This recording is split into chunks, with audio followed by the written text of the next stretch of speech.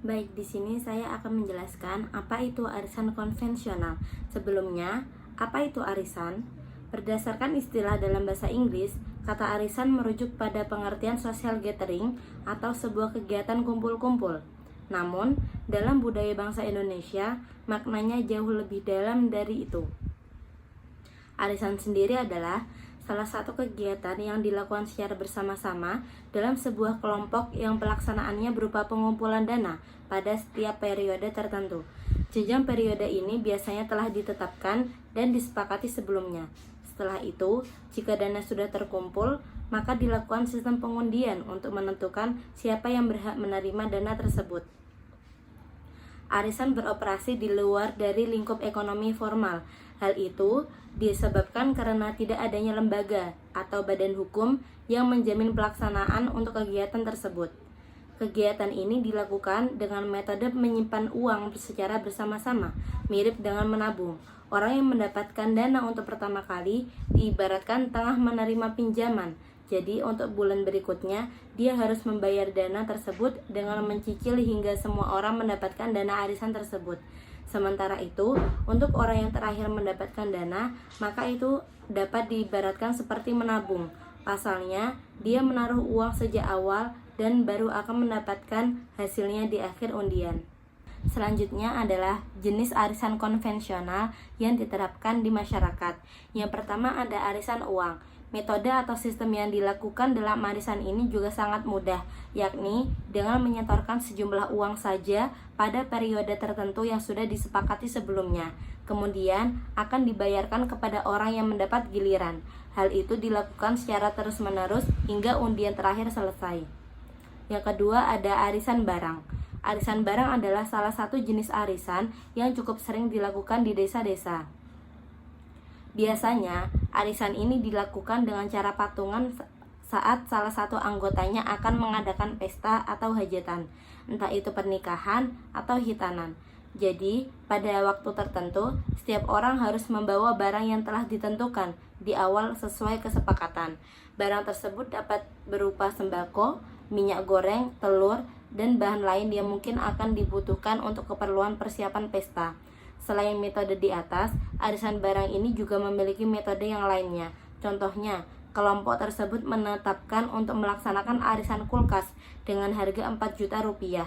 Kemudian, yang mengikuti arisan tersebut ada 8 orang. Maka itu berarti setiap anggota akan menyetorkan uang sebesar 500 ribu rupiah setiap bulannya. Jika uang tersebut sudah terkumpul, maka pemimpin kelompok akan membeli kulkas ke toko dan kulkas tersebut diberikan kepada orang yang mendapat giliran. Yang ketiga adalah arisan logam mulia. Meski nama jenis arisan ini adalah arisan logam mulia, tapi yang disetorkan setiap orang tetap berupa uang saja. Hanya saja, hasil akhirnya akan dibelikan logam mulia oleh pemimpin kelompok, seperti arisan barang sebelumnya. Nantinya, setiap anggota akan membuat kesepakatan setiap periode untuk menyetorkan sejumlah uang. Kemudian, uang tersebut akan digunakan untuk membeli emas dengan jumlah tertentu. Sistem arisan ini dinilai lebih adil dari jenis arisan lainnya. Pasalnya, para peserta bisa menikmati pertukaran harga emas yang diasumsikan akan selalu naik dari waktu ke waktu. Baik, selanjutnya adalah fungsi mengikuti arisan. Yang pertama, menjadi tabungan tambahan. Yang kedua, solusi untuk yang sulit menabung. Dan yang terakhir adalah tempat bersosialisasi dengan orang lain. Selanjutnya ada kerugian mengikuti arisan, yaitu tidak ada payung hukum dan menambah beban pengeluaran. Yang berikutnya adalah arisan dalam sudut pandang syar'i. Bagaimana arisan dalam sudut pandang syar'i? Di negara Arab dikenal sejak abad ke-9 Hijriah yang dilakukan oleh para wanita Arab dengan istilah Jum'iyah al-Mawzufin atau Al-Qardu At-Ta'awun. Hingga kini fenomena ini masih berkembang pesat hingga saat ini. Pengertian arisan menurut para ulama dunia adalah istilah Jum'iyah al-Mawzufin atau Al-Qardu At-Ta'awun.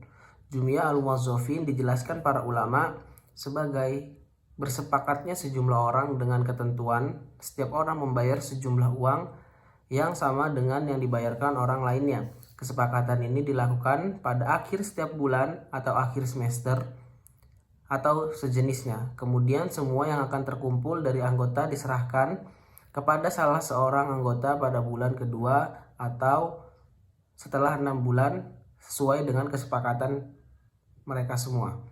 Demikianlah seterusnya hingga setiap orang dari mereka menerima jumlah uang yang sama seperti yang diterima orang sebelumnya.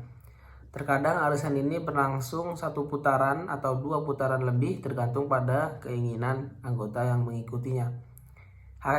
Hakikat arisan sendiri adalah setiap orang dari anggota meminjamkan uang kepada anggota yang menerimanya dan meminjamkan dari orang yang sudah menerimanya kecuali orang yang pertama mendapatkan arisan, maka ia menjadi orang yang berhutang terus setelah mendapatkan arisan.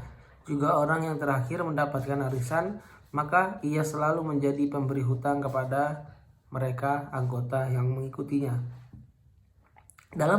Berdasarkan hal ini, apabila salah seorang anggota ingin keluar dari arisan pada putaran pertama, diperbolehkan selama belum pernah berhutang, belum menarik arisannya.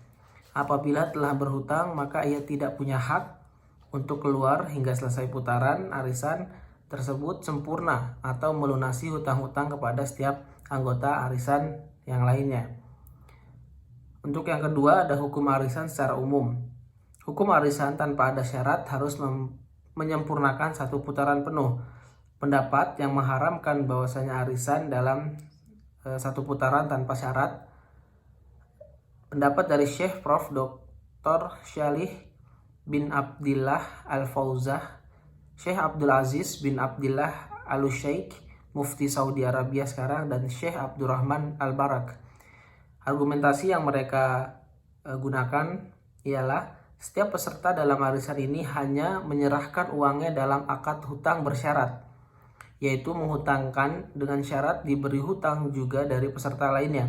Ini adalah hutang yang membawa keuntungan. Padahal para ulama sepakat semua hutang yang memberikan kemanfaatan maka itu adalah haram dan riba. Seperti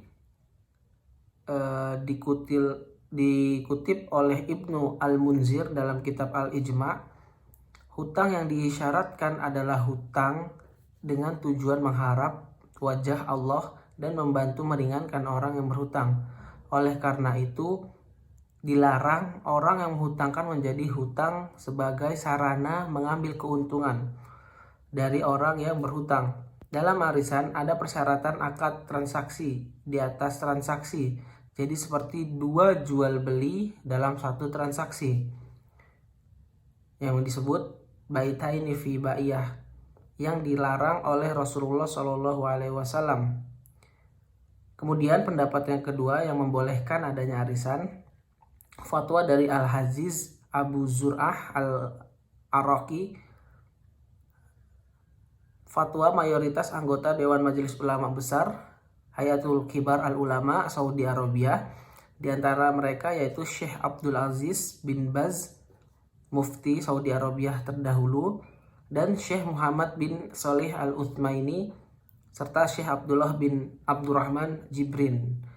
Argumentasi yang mereka bawakan mengenai membolehkannya arisan yaitu bentuk seperti ini termasuk yang dibolehkan syariat, karena hutang yang membantu meringankan orang yang berhutang dapat memanfaatkan uang tersebut dalam waktu tertentu. Kemudian ia mengembalikan sesuai dengan jumlah uang yang diambilnya tanpa ada penambahan dan pengurangan. Inilah hakikat hutang yang sudah diperbolehkan berdasarkan nas-nas syariat dan ijma para ulama. Arisan adalah salah satu bentuk hutang. Hutang dalam arisan serupa dengan hutang-hutang biasa, hanya saja dalam arisan berkumpul padanya hutang dan menghutangkan atau hutang piutang, serta pemanfaatan lebih dari seorang. Namun kondisi ini tidak menyebabkan dia terlepas dari hakikat dan penamaan hutang. Hukum asal dalam transaksi muamalah adalah halal. Semua transaksi yang tidak ada dalil syariat yang mengharamkannya diperbolehkan. Anggap saja arisan ini termasuk jenis hutang, maka ia tetap pada hukum asalnya, yaitu diperbolehkan selama tidak ada dalil sahih yang melarangnya. Setelah melihat pada argumen para ulama yang menghalalkan dan mengharamkannya arisan, Penulis buku Jum'iyah Al-Mauzzufin, Profesor Dr. Abdullah bin Abdul Aziz Al-Jibrin merajihkan pendapat yang membolehkan dilaksanakannya arisan dengan alasan yang pertama, kuatnya argumentasi pendapat dari yang menghalalkan adanya arisan.